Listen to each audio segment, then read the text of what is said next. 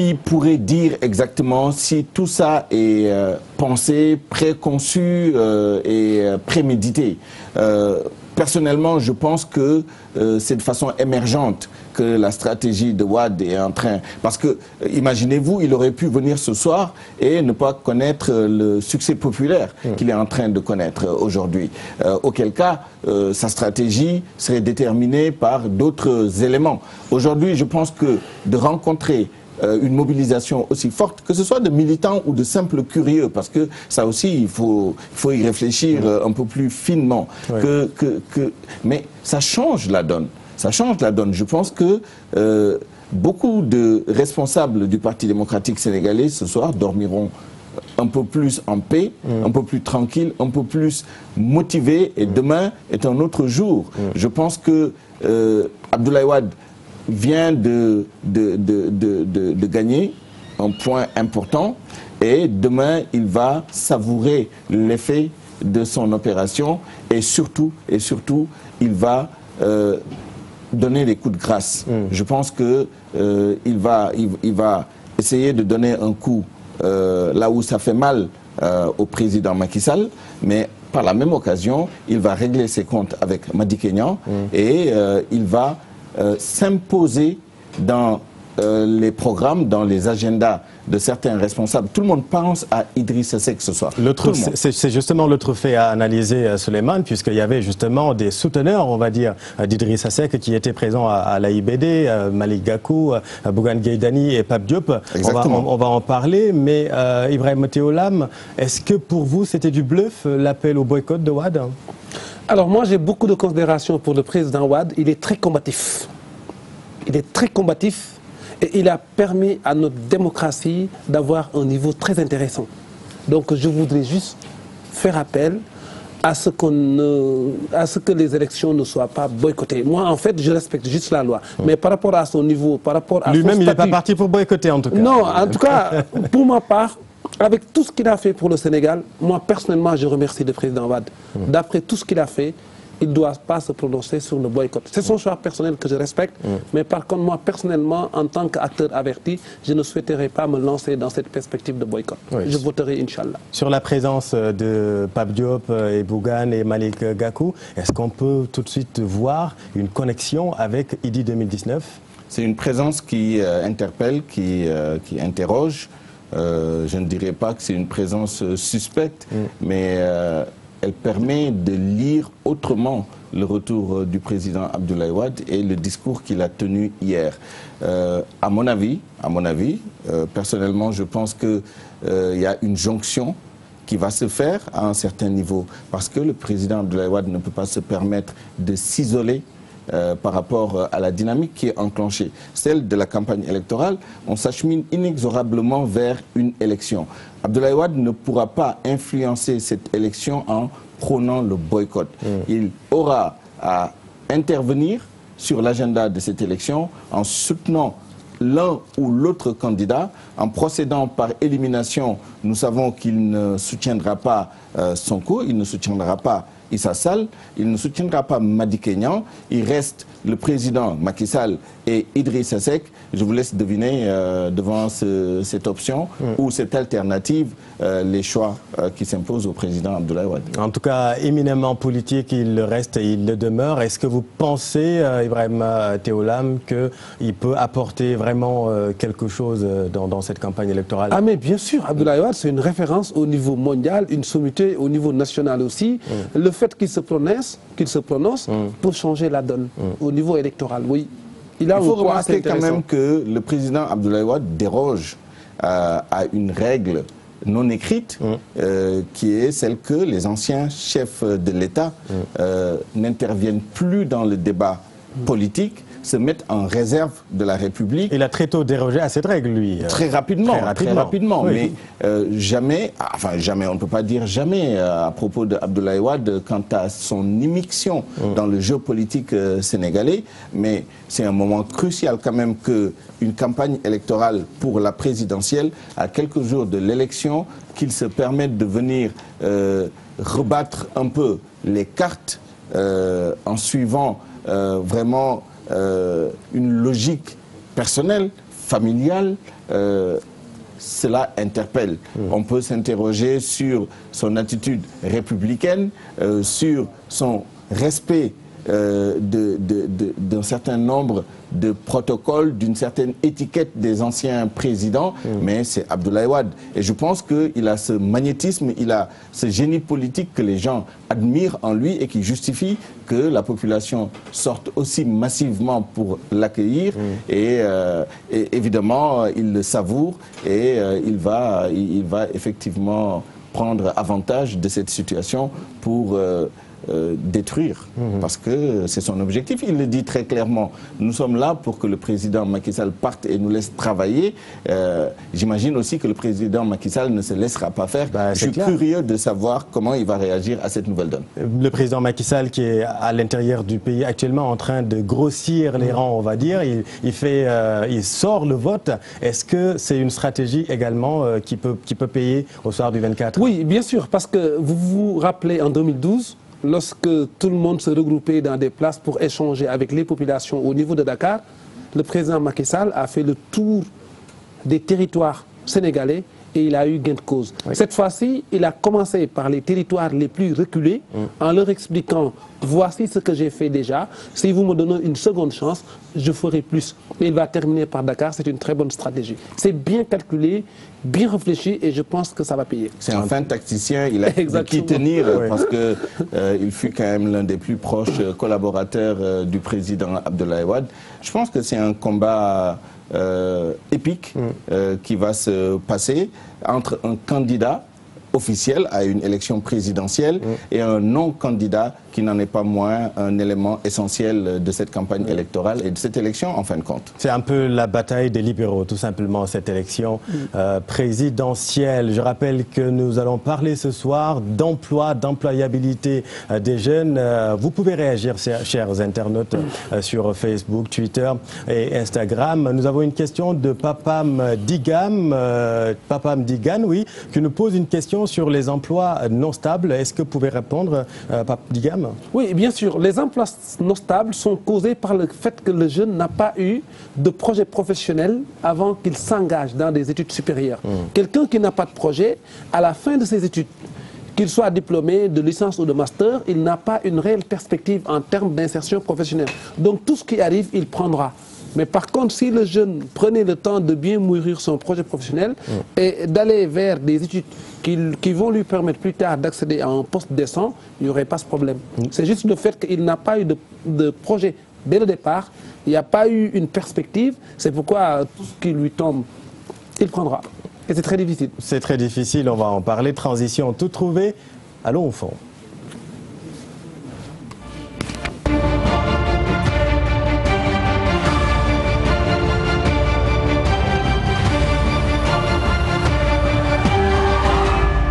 Allons au fond, Souleymane Niang, la question de l'emploi et du chômage n'est pas simple à comprendre, ça tout le monde le sait. Est-ce qu'il faut connaître le sens de chaque concept et saisir les nuances entre eux? En effet, ce n'est pas simple. Commençons donc par quelques clarifications sémantiques et conceptuelles. Lorsqu'on parle d'emploi et de son corollaire, le chômage, ces variables sont calculées sur la base de ce que l'on appelle la population potentiellement active, autrement appelée la population en âge de travailler. Selon la Convention 138 de l'Organisation internationale du travail, il s'agit des personnes âgées de plus de 15 ans. Évidemment, il y a les actifs et les inactifs. Les enfants de moins de 15 ans ne peuvent pas participer aux activités de production de biens ou de services. À défaut, ce serait une violation de cette convention qu'on appelle donc le travail des enfants. Dans cette population de 15 ans, il y a donc les actifs et les inactifs et il faut les distinguer. La population active, qu'on appelle population habituellement active, habituellement pourquoi? Parce qu'il y a une période de référence de 12 mois avant l'interview de la personne, puisque au Sénégal, c'est notre méthode d'évaluation, on interviewe les populations et 12 mois avant l'interview, c'est la période de référence. Il faut que ce soit des gens qui ont 15 ans et plus, qui aient été employés pendant 3 mois au moins. À partir de ce moment, on peut parler d'une personne qui a été habituellement actifs dans la zone de référence. Ou alors les chômeurs en recherche active de travail. Ce sont aussi des personnes qui sont habituellement actives. Alors, vous avez les populations qui sont habituellement occupées. Chaque mot a son sens ici. Donc, ce sont les personnes de 15 ans et plus qui travaillent effectivement, qui sont salariés ou qui ne sont pas salariés. Parce que ça peut arriver aussi, on verra les nuances tout à l'heure. Et ensuite, il y a la notion de chômeur. C'est très important de le préciser. 15 ans et plus, bien évidemment, puisque c'est le critère de base, n'ayant pas été employé pendant au moins 3 mois dans la période de référence, c'est-à-dire les 12 mois précédant l'interview. En recherche active d'emploi, il faut que ce soit une personne qui soit sur le marché, qui cherche donc activement à trouver un travail et qui soit disponible pour occuper un emploi, le cas échéant, c'est-à-dire s'il finit par trouver un emploi. Ibrahim Théolam, je vous vois prendre des notes. Est-ce que vous voulez réagir ? Ce qui est un peu difficile, est-ce que les statistiques correspondent réellement à la réalité du terrain? En tout cas, ce sont les chiffres officiels. Oui, et surtout, ce qui est un peu problématique aussi, le fait qu'on a adossé notre culture d'information sur une convention qui ne reflète pas aussi la réalité de nos populations. En fait, moi, je ne peux pas admettre qu'on dise il faut que la personne soit dans une situation d'aller rechercher activement. Mais que signifie rechercher activement? Avoir un ordinateur, définir son CV, passer des coups de fil. Descendre sur le terrain? Oui, je ne sais pas, mais c'est très complexe. Moi, en fait, je pense, le constat le plus simple, j'ai un travail, je n'ai pas un travail. Et ensuite, on fait une classification en fonction de ce critère. Et on verra qu'il y a un nombre assez important de chômeurs. On explique qu'on a 15%, ou bien 10%, ou 12%, mais dans la réalité, c'est plus. Alors maintenant, évidemment, il y a des choix à faire dans la définition. Les définitions varient d'un pays à un autre, d'une référence à une autre. Au Sénégal, nous avons cette référence qui nous permet d'avoir une description très précise, un profil très précis du chômeur. C'est donc la personne qui fait partie de la population habituellement active, qui n'a pas travaillé pendant 3 mois consécutifs dans une période de 12 mois consécutifs, c'est-à-dire l'année précédant l'interview, et c'est une personne qui est disponible pour occuper un travail au cas où ce travail serait mis à sa disposition. Et c'est très important de préciser tout cela. On va vous redonner la parole, Ibrahim Théolam. Alors maintenant, dans le fond, chiffres à l'appui pour voir comment se présente le tableau de l'emploi et du chômage au Sénégal. Nous allons suivre cette structure. Vous avez la population de plus de 15 ans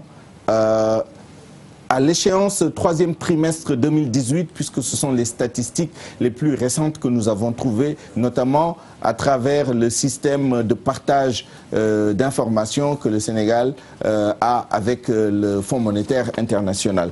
Alors, cette population, elle se monte à 8 600 000 personnes. Les personnes de plus de 15 ans qui sont susceptibles d'intervenir sur le marché du travail.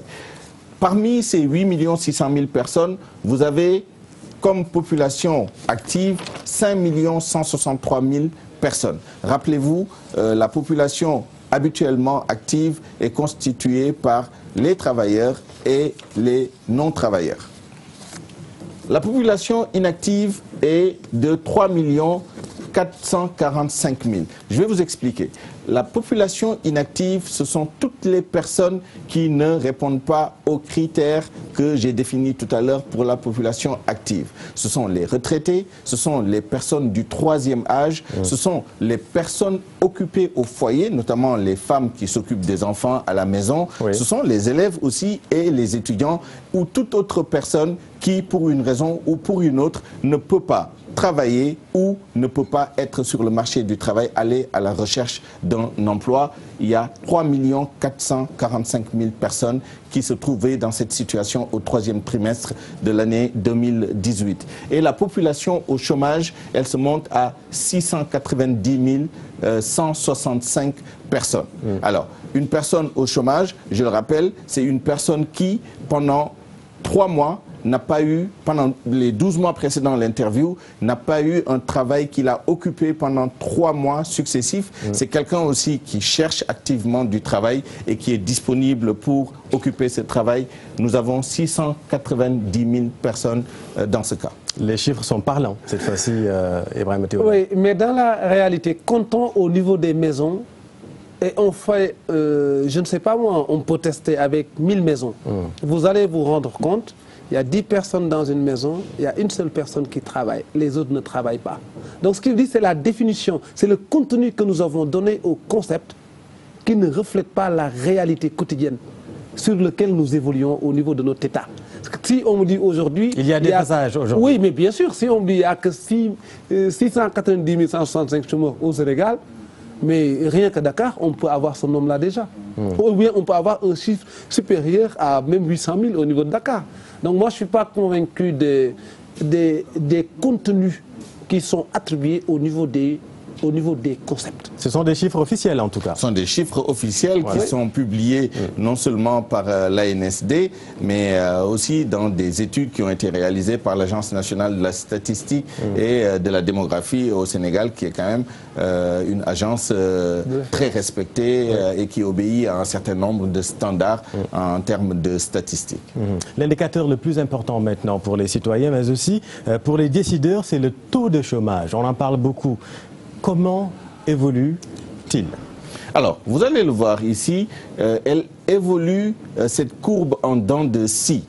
Tous les 3 mois, nous avons des chiffres qui nous indiquent les statistiques en matière d'emploi et de chômage. Alors, au trimestre 2 de l'année 2016, le taux de chômage était à 24%. Je vous montre un autre pic ici, à 23%. C'était le 4e trimestre de l'année 2016. Aujourd'hui, le taux de chômage officiellement est à un peu plus de 13%. Et je reviens au commentaire de M. Lam. Ce taux, il est bas, parce que effectivement les critères et tout ce qu'il a évoqué tout à l'heure en termes de calcul du taux de chômage, mais selon les critères que nous connaissons qui définissent le chômage au Sénégal, ce chiffre est le chiffre réel du chômage au Sénégal, il est de 13, quelque chose %. 13%, c'est le chiffre du chômage. Ah, mais écoutez, comptons au niveau des maisons, nous allons nous rendre compte qu'on a un taux qui dépasse 13%. Comme j'ai dit, c'est le contenu qui a été affecté, qui ne reflète pas la réalité. Tout en sachant qu'il y a beaucoup de personnes... Qu'est-ce que vous appelez le contenu? Mais ça dit, si on dit il faut que la personne soit dans une situation de recherche active d'emploi, que serait recherche active d'emploi? On dit un chômeur, c'est quelqu'un qui ne cherche pas un emploi. Mais en fait, on n'a pas des critères pour définir quelqu'un qui ne cherche pas.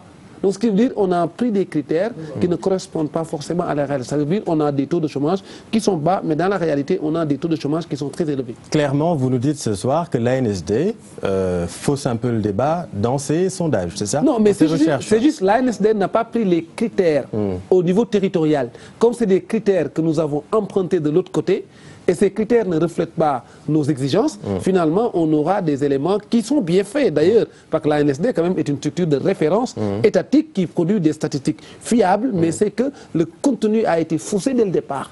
Donc, ce qui veut dire, malgré la fiabilité des résultats, ça ne correspond pas à la réalité du terrain. Alors, Souleymane, le taux de chômage, le chômage ne touche pas la population de la même manière. Le marché du travail varie selon le lieu de résidence et le sexe aussi.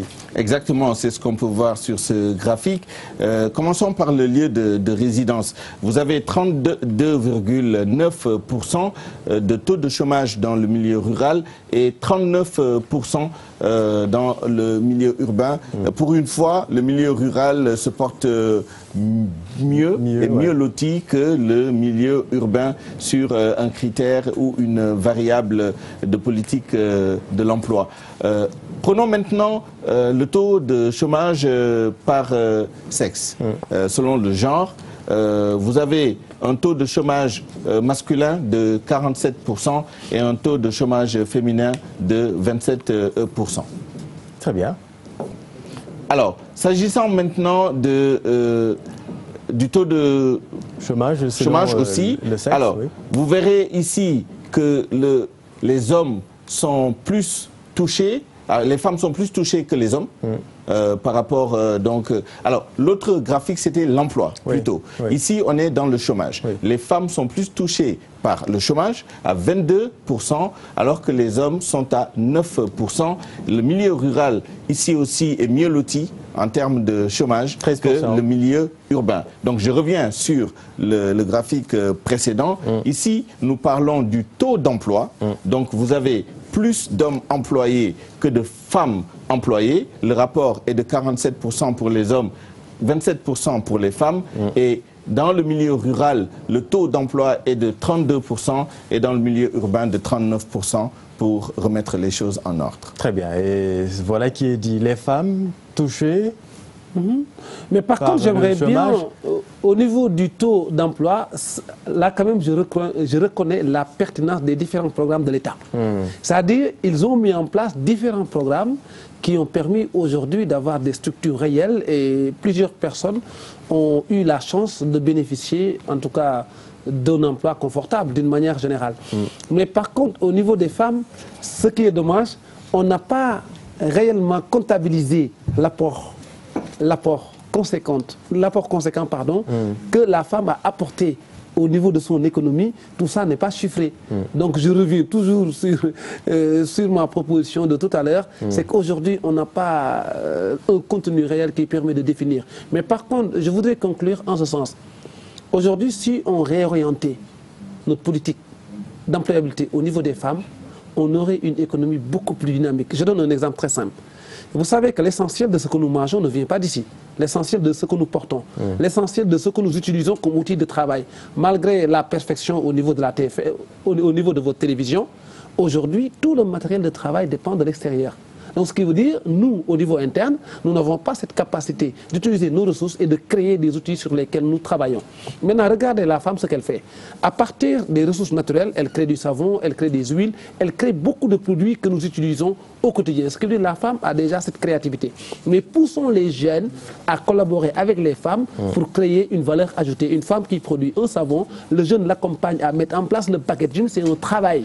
La femme qui produit son huile, le jeune qui lui vend la bouteille, le jeune qui lui vend la stratégie de communication, et ainsi de suite. Maintenant, là où je vais terminer, au niveau aussi des structures sanitaires, telles que la pharmacie. Mais des fois, ça me fait mal. Un pharmacien qui a fait 7 ans d'études, un brillant intellectuel, il devient boutiquier. C'est-à-dire, il vend des médicaments fabriqués à l'étranger. Et aujourd'hui, on a des plantes qui peuvent nous permettre aujourd'hui de nous spécialiser en médicaments. Et créer des médicaments à partir d'une plante permettrait éventuellement de créer d'autres entreprises, une entreprise de packaging, une entreprise de communication, une entreprise de distribution, ainsi de suite. Et que juste pour information, un médicament qui coûte la France, si on prend le box de paracétamol, le coût de production ne dépasse pas 150 francs CFA. Et lorsqu'il arrive ici, ça coûte presque 1000 francs. Parce qu'on a mis en place un schéma qui permet que le médicament soit excessif à l'arrivée du Sénégal. Ce qui veut dire qu'on a du potentiel. Voilà. Mais qui n'est pas forcément valorisé. Mais qui n'est pas exploité, mais par contre qui n'est pas aussi connu. Parce qu'aujourd'hui, on a dit que la jeunesse constitue l'espoir. Et moi, j'ai envie de dire, je ne suis pas très d'accord sur ça. Un espoir, c'est quelqu'un qui contribue, c'est quelqu'un qui fait, c'est quelqu'un qui met en œuvre. Je préfère qu'on dise que la jeunesse peut constituer l'espoir à condition de... Par exemple, aujourd'hui, le jeune qui est en face du bois, il ne sait pas comment il transforme le bois. Le jeune qui a découvert le Cantal. Le Cantal, le blanc, c'est que ça permet de fixer le répertoire téléphonique. Donc, le blanc l'utilise pour fixer le répertoire téléphonique. Si vous cliquez sur un bouton, vous avez votre répertoire qui s'affiche. Le cobalt, qui permet maintenant de créer des batteries iPhone pour que les batteries soient légères et soient résistantes. Ça existe en RDC. Maintenant, même le cobalt... Le sous-sol africain. Oui, exactement. Donc, le sous-sol africain est riche, mais nous, en tant qu'Africains, on n'a pas cette possibilité de comprendre comment transformer ces richesses en produits. Comme on ne sait pas faire, on ne nous a pas orientés dans ça. Nous aussi, nous ne sommes pas orientés ni spécialisés dans ça. Le blanc vient, il s'organise, comme je disais tout à l'heure. L'essentiel des entreprises sont des entreprises étrangères. On ne va pas dire le blanc, on va dire, disons, les étrangers. Les étrangers, comme vous souhaitez. Pas de problème, je vous l'accorde, on dira les étrangers jusqu'à la fin de l'émission. S'il vous plaît. Alors, la formation, on en parle. Est-ce qu'aujourd'hui, il y a une adéquation entre la formation et la demande sur le terrain? Ça concerne tout à l'heure, Souleymane le disait, surtout les primo-demandeurs. Alors, moi, la première chose que je voudrais souligner, j'apprécie pas que les autorités disent aux jeunes il y a une inadéquation entre formation et emploi. Et pourtant, c'est la vérité. Ouais, mais tu es autorité, tu n'as pas le droit d'expliquer, tu n'as pas été choisi pour nous expliquer le problème. Le problème, on le sait déjà. Il y a une inadéquation où il n'y en a pas, c'est pas le problème. Ce que je voudrais juste qu'on investisse sur 3 piliers. Le premier pilier, c'est quoi? Si vous dites aux jeunes, nous avons créé des fonds, nous avons créé une agence, nous avons créé des trucs, venez, on vous finance. Le jeune n'a aucune éducation sur l'esprit d'initiative, sur l'esprit de créativité. Ce jeune-là, comment vous pouvez l'encadrer à ce qu'il devienne un entrepreneur? J'y crois pas. Donc, à l'université, arrêtons aussi les cours d'entrepreneuriat. Ça ne sert absolument à rien. L'entrepreneuriat ne peut pas s'apprendre au niveau d'un amphi de théâtre. Ah bon? Non, jamais de la vie. L'entrepreneuriat, c'est l'esprit que vous avez. C'est un état d'esprit, c'est l'engagement. On peut vous encadrer à développer votre esprit entrepreneurial, mais on ne peut pas vous donner un cours d'entrepreneuriat. Mais par contre aussi, ce qui est délicat dans ça, les entrepreneurs ne donnent pas des cours d'entrepreneuriat. En général, ce sont des profs de marketing, ce sont des universitaires, ainsi de suite. Mais quelqu'un qui n'a jamais entrepris, comment il peut enseigner le cours d'entrepreneuriat? Un autre problème aussi, c'est qu'ils dirigent les incubateurs. Les incubateurs sont censés former des entrepreneurs. Mais quelqu'un qui n'est pas entrepreneur, comment il peut diriger un incubateur? Un espace où on forme les entrepreneurs. Moi, par exemple, si un prof d'université me dit, je t'accompagne dans un incubateur, il m'accompagne dans quoi? Lui, à la fin du mois, il reçoit un salaire. Il n'a pris aucun risque. Il ne connaît pas l'entrepreneuriat, il ne connaît pas le risque, donc il ne peut pas m'accompagner. Il y a un autre point aussi qui est important, au niveau de la réception des cours. Un étudiant et un enseignant, comment ça se passe en Afrique? L'enseignant parle, l'étudiant note, il oublie à la fin de l'année. Et si on pouvait inverser la pédagogie, à savoir le jeune crée son cours, crée son contenu et on lui demande de monter un projet à partir du prototypage. C'est-à-dire, on dit, par exemple, le cours de système d'information, on dit à chaque étudiant de créer un système d'information à partir du secteur informel. On te dit, toi, au marché Sandaga, crée-nous un système d'information, tu en as pour 3 mois. Toi, tu nous crées un système de communication, toi, tu nous crées une application, toi, tu nous crées un site internet. Et le cours est bâti sur les connaissances réelles des enfants. Et les enfants vont grandir avec une expertise réelle et ils vont se positionner comme des personnes qui peuvent prendre en charge nos difficultés. Un dernier point, un dernier point sur ça aussi. Ça fait mal et il faut qu'on le dise. On a beaucoup insisté sur les diplômes et qu'aujourd'hui, à chaque conférence, dans toutes les grandes rencontres, on fait venir des sommités qui sont diplômés, qui sont agrégés. Mais il y a d'autres personnes qui ont énormément de valeur, qui ont créé, qui sont invisibles. Et au Burkina Faso, j'ai eu la chance d'être invité par le CAMES pendant le mois de Ramadan. J'ai dit, si vous voulez que ça change, au niveau des conférences universitaires, prenez les femmes qui n'ont pas été à l'école et qui ont créé des activités, mettez-les en première ligne et décorez-les. Faites de sorte que ces femmes-là prennent la parole en exprimant leur parcours, en expliquant ce qu'elles ont fait et ça permet de créer d'autres valeurs. Pour vous, le système informel, il faut vraiment insister là-dessus. Mais c'est le pilier de notre développement. Système informel, ça doit être le pilier de notre développement économique, de notre émergence. Vous développez tout ça dans votre livre. On va revenir vers vous, Souleymane. Quand même, les administrations publiques ont de plus en plus de difficultés à absorber nos jeunes diplômés. Il le disait tout à l'heure, nous recevions hier également le professeur Daouda Ndiaye. La problématique est la même. Il y a des établissements privés qui forment des jeunes dans pas mal de domaines, mais leur insertion dans le domaine public pose toujours problème. Mais parce que nos administrations n'ont pas vocation, en tout cas ce n'est pas leur vocation première, à absorber le réservoir de chômeurs ou de personnes non employées. L'État a l'obligation, le devoir, la mission de mettre en place justement un environnement qui permette au secteur privé, qui permette aux citoyens eux-mêmes de créer de l'emploi, de recruter, de garder de très bons emplois. Mais c'est un problème systémique. Si on ne capture pas la valeur ajoutée dans nos pays, évidemment, il n'y a pas de travail, ou c'est l'inverse. Il n'y a pas de travail et on ne capture pas de valeur ajoutée. Donc nos administrations, mais contrairement à ce que dit M. Lam, pour moi, c'est mon avis que je donne ici, on ne peut pas reprocher à l'État de constater qu'il n'y a pas d'adéquation. Parce qu'il y a le système éducatif, le système universitaire géré par l'État, il y a aussi le système privé. D'adéquation entre la formation et la demande. Il y a un réel décalage et je pense que M. Lam est tout à fait d'accord avec. Ce sur quoi il n'est pas d'accord, c'est que l'État se limite à faire le constat, le diagnostic et ne prenne pas les mesures adéquates pour faire coïncider la demande et l'offre. la réalité, c'est que les entreprises aujourd'hui ne recrutent pas suffisamment. Malgré les institutions, les agences qui existent? Alors, vous posez un autre problème parce qu'avec ces agences et ces initiatives, tout le monde sait que le problème, c'est la politisation. C'est la politisation des financements, c'est la politisation des recrutements et c'est la politisation à outrance de la gestion avec ses corollaires, la mauvaise gestion, les détournements de fonds, etc., etc. Beaucoup de programmes qui ont été mis en œuvre sont morts de leur belle mort. Le Fonds national de promotion de la jeunesse, le FEJBAN, d'autres structures qui étaient censées financer des jeunes ou des projets de jeunes. Ça, c'est un point. La deuxième chose, c'est que ces jeunes, quand on les a financés, ils sont partis avec l'argent, ils n'ont pas créé des emplois, ils n'ont pas fait de l'auto-entrepreneuriat, ils ont préféré acheter des motos, ils ont voyagé, certains d'entre eux ont utilisé l'argent à d'autres fins. Donc ça prouve quand même que l'État a posé des choses sur la table quand même. Oui, il y a eu des initiatives, il continue d'y avoir des initiatives. Il y a la fameuse délégation à l'entrepreneuriat rapide pour les femmes et les jeunes, ou les jeunes et les femmes, qui est une initiative qui semble être partie sur le bon pied. La question qu'on se pose, est-ce que ça va continuer? Parce que tous les autres projets avaient bien commencé. Les premiers bénéficiaires, la sélection était rigoureuse, l'encadrement était très bon. Au bout du compte, on a commencé à politiser du fait de ceux qui étaient dans ces structures, notamment les dirigeants, mais aussi du parti au pouvoir, du gouvernement. Il y avait des listes, des quotas, et ça, c'est un problème qui se pose. Le dernier point sur lequel je veux réagir, c'est le système d'incubation, la formation. Ça règle un gros problème, ça règle une partie du problème. Mais si vous regardez la structure de la population frappés par le chômage, les jeunes qui n'ont pas d'emploi, les jeunes qui n'ont pas de formation, etc., ne sont pas des solutions qui sont adaptées à leurs besoins.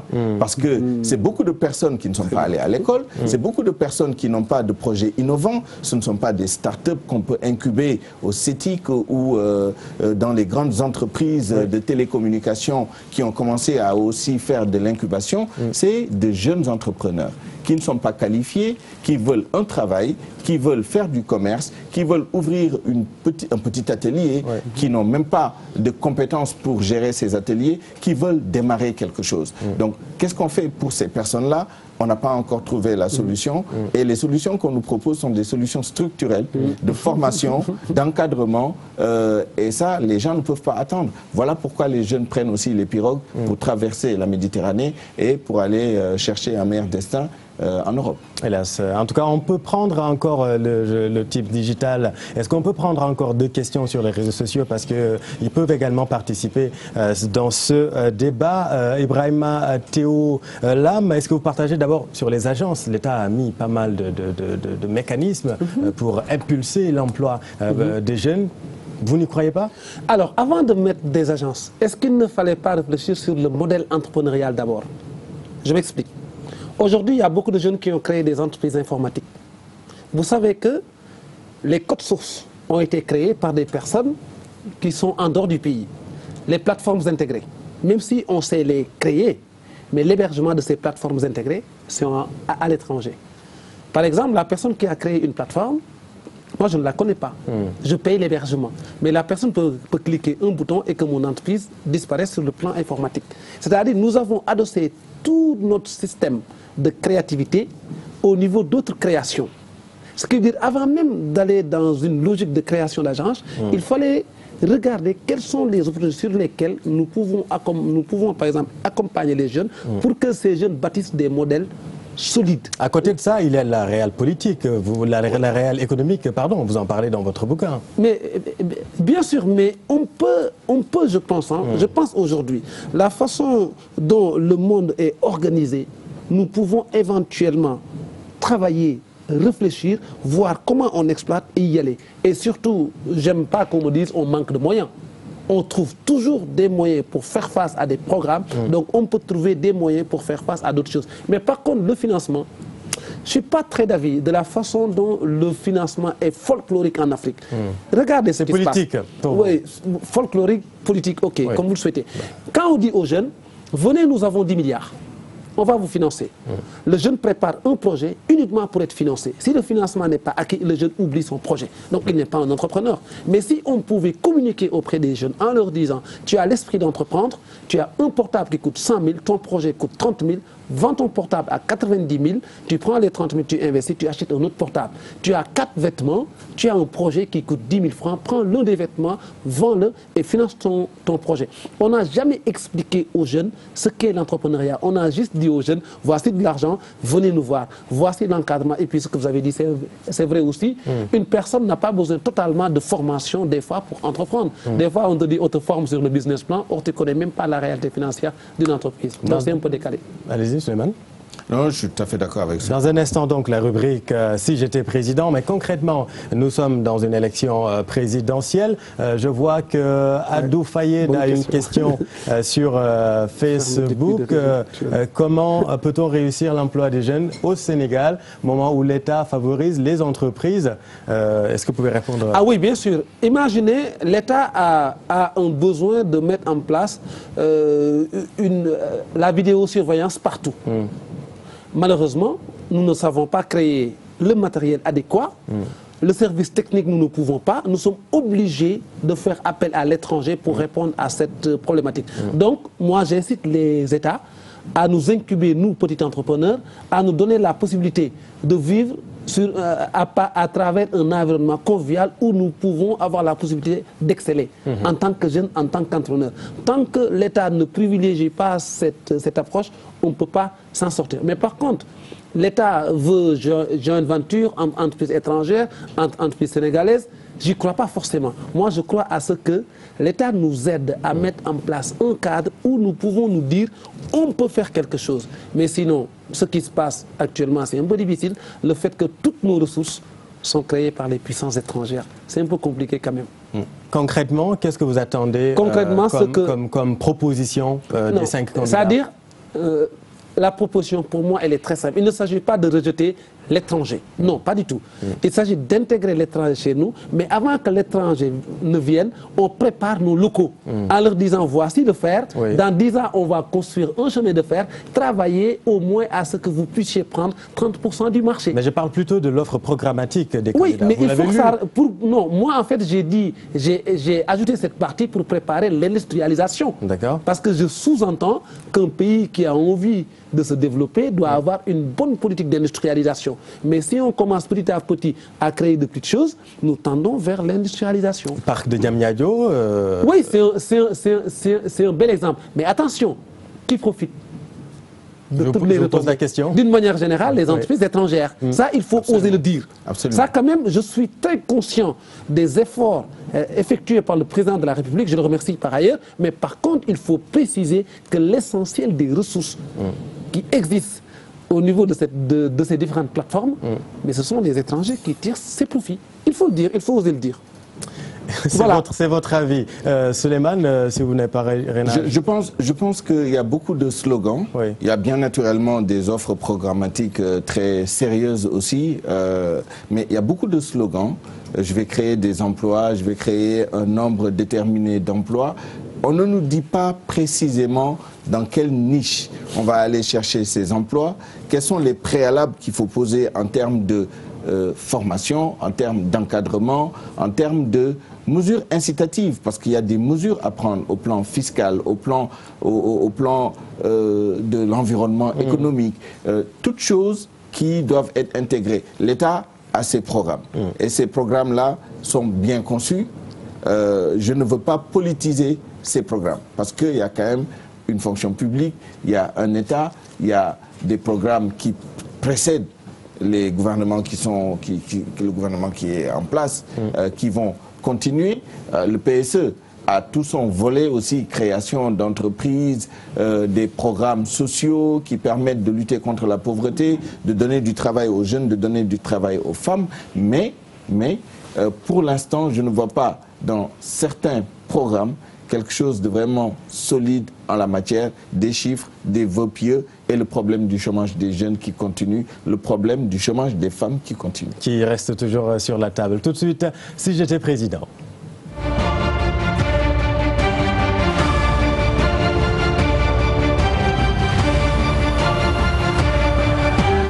Allez, si j'étais président tout de suite, on va écouter notre présidente ou président du jour.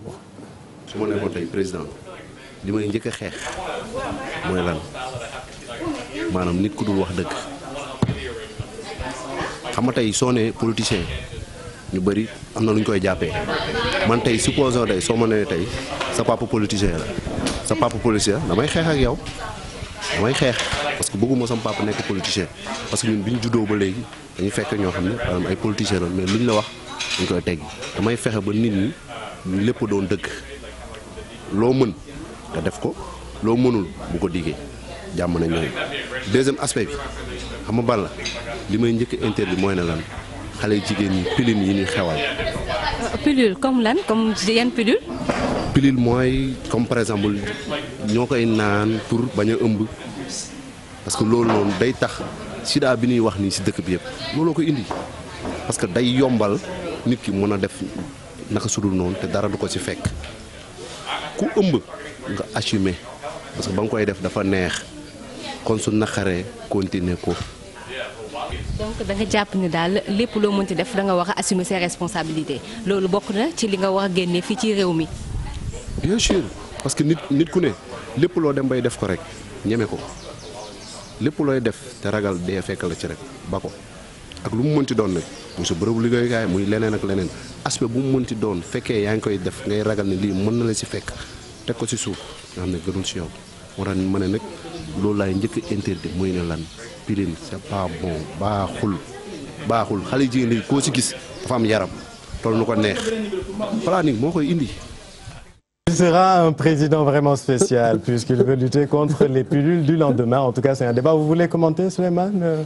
Pas vraiment. Non, merci. Bon, bah écoutez, il n'y a pas de problème.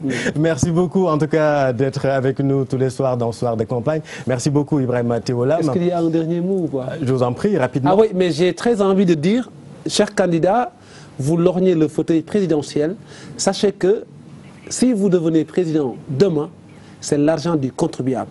Je suis d'accord à ce qu'on mobilise toutes les ressources pour que vous ayez une garde rapprochée assez structurée. Je suis d'accord à ce qu'on vous donne toutes les belles voitures les plus luxueuses au monde. Je suis d'accord qu'on vous loge dans des palais. Mais ne nous oubliez pas. L'objectif, c'est de nous servir. Un président, je suis d'accord qu'il soit dans d'excellentes conditions de travail. Je suis d'accord qu'on garde le président H24. Je suis d'accord qu'il fasse de la gabégie pour les dépenses, même extra-palais. Mais j'ai envie qu'il se soucie de nous. Il y a beaucoup de personnes qui n'attendent que des propositions concrètes. Aidez-nous, parce que c'est notre argent. Il s'agit de nos ressources. Il s'agit de nos priorités. Aidez-nous, s'il vous plaît. Vous êtes entendu. Merci beaucoup. Merci beaucoup, Monsieur Lam, d'être venu ce soir sur le plateau de Soir de campagne. Je rappelle que vous êtes formateur.